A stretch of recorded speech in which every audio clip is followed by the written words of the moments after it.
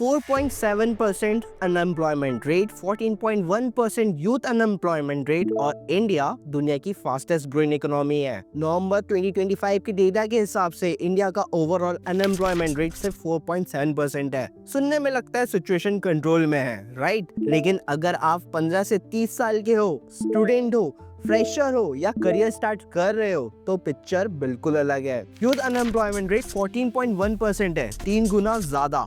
सवाल सिंपल है, अगर देश में जॉब है, इकोनॉमी ग्रो कर रही है, तो फिर यंग इंडियन रिजेक्ट क्यों हो रहे हैं? इंडिया के अंदर भी और इंडिया के बाहर भी। एक तरफ हेडिंग चल रही है कि इंडिया फास्टेस्ट ग्रोइंग इकोनॉमी है, स्टार्टअप यूनिकॉर्न बन रहे हैं और आईटी कंपनीज रिकॉर्ड प्रॉफिट दिखा रही है, और दूसरी तरफ ग्राउंड रियलिटी ये है कि अर्बन इंडिया में अनएम्प्लॉयमेंट रेट 6.5% है और ग्रेजुएट्स के लिए जॉब मिलना और भी टफ हो गया है। ये कॉन्ट्राडिक्शन इग्नोर नहीं किया जा सकता। इकोनॉमी ग्रो कर रही है पर एक्सेप्टेंस नहीं आ रहा है, तो प्रॉब्लम कहाँ अटकी हुई है? सबसे पहले इंडिया के अंदर का डेटा समझते हैं। मिनिस्ट्री ऑफ स्टैटिस्टिक्स के PLFS के डेटा के हिसाब से ग्रेजुएट्स का अनएम्प्लॉयमेंट रेट हमेशा नेशनल एवरेज से ज्यादा रहा है, और जब एम्प्लॉयबिलिटी की बात आती है तो पिक्चर और क्लियर हो जाती है। 2025 के इंडिया ग्रेजुएट स्किल इंडेक्स के अकॉर्डिंग सिर्फ 42.6% इंडियन ग्रेजुएट्स एम्प्लॉयबल हैं। 2 साल पहले ये नंबर 44.3% था, जो अब 42.6% हो गया है। मतलब सिचुएशन इंप्रूव नहीं हो रही है, बल्कि धीरे धीरे नीचे जा रही है। नॉन टेक्निकल रोल्स जैसे सेल्स, मार्केटिंग, ऑपरेशंस में एम्प्लॉयबिलिटी सिर्फ 43.5% है। रीजन सिंपल है, कम्युनिकेशन, प्रॉब्लम सॉल्विंग और वर्क स्पेस रेडीनेस की कमी है।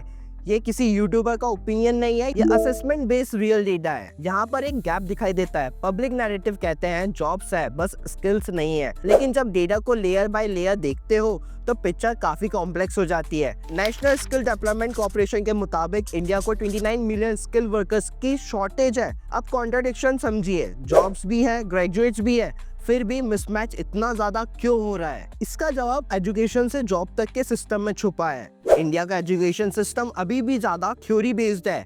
डिग्री मिल जाती है लेकिन इंडस्ट्री रेडी स्किल्स नहीं। सेमीकंडक्टर सेक्टर का एग्जांपल ले लीजिए। फाइनेंशियल ईयर 27 तक इंडस्ट्री को 1.5 मिलियन स्किल प्रोफेशनल चाहिए होंगे। डिमांड क्लियर है, सप्लाई नहीं है, और जो सप्लाई है वो अक्सर इंडस्ट्री एक्सपेक्टेशन से मैच नहीं करती है।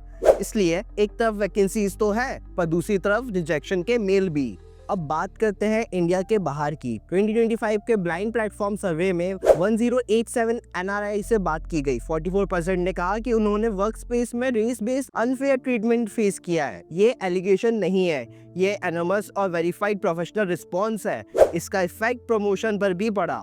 44% केसेस में करियर ग्रोथ डायरेक्टली अफेक्ट हुई है और 72% लोगों ने कंप्लेंट फाइल नहीं की क्योंकि सिस्टम पर भरोसा ही नहीं था उनका।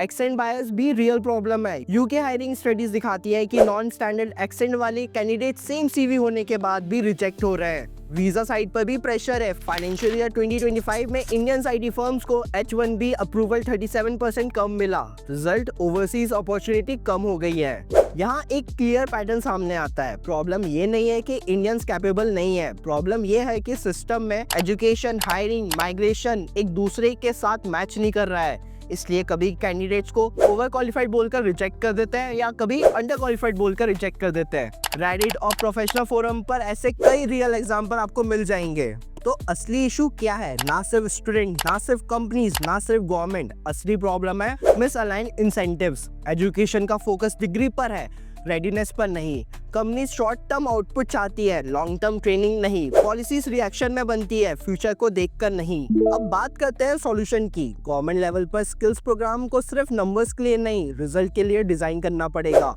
केरला का एग्जांपल इंटरेस्टिंग है। वहां पर यूथ एम्प्लॉयबिलिटी 87.4% रिपोर्ट हुई है। इंडिविजुअल लेवल पर भी रियलिटी एक्सेप्ट करनी होगी। जेनरिक डिग्रीज अब इनफ नहीं है। AI टूल्स, डेटा एनालिटिक्स और डोमेन स्पेसिफिक स्किल्स अब ऑप्शनल नहीं रहा, ये सर्वाइवल स्किल्स बन चुकी है। और कंपनीज के लिए बायस अवेयरनेस और फेयर हायरिंग अब सिर्फ एथिक्स नहीं है, बिजनेस नेसेसिटी बन चुकी है। ये वीडियो लॉस ऑफ होप के लिए नहीं है, ये क्लियरिटी के लिए है। इंडियन जॉब मार्केट में एक्सेप्ट नहीं हो रहे हैं, ये पूरी सच्चाई नहीं है। सच ये है कि सिस्टम स्लो है लेकिन इंडिविजुअल अडेप्ट कर सकते हैं। अगर आपका पर्सनल एक्सपीरियंस है इंडिया में या अब्रॉड में, कमेंट्स में शेयर कीजिए। और अगर आप ऐसे ही डेटा ड्रिवन सीधी बात वाले एक्सप्लेनेशन चाहते हो तो चैनल को सब्सक्राइब करना मत भूलना।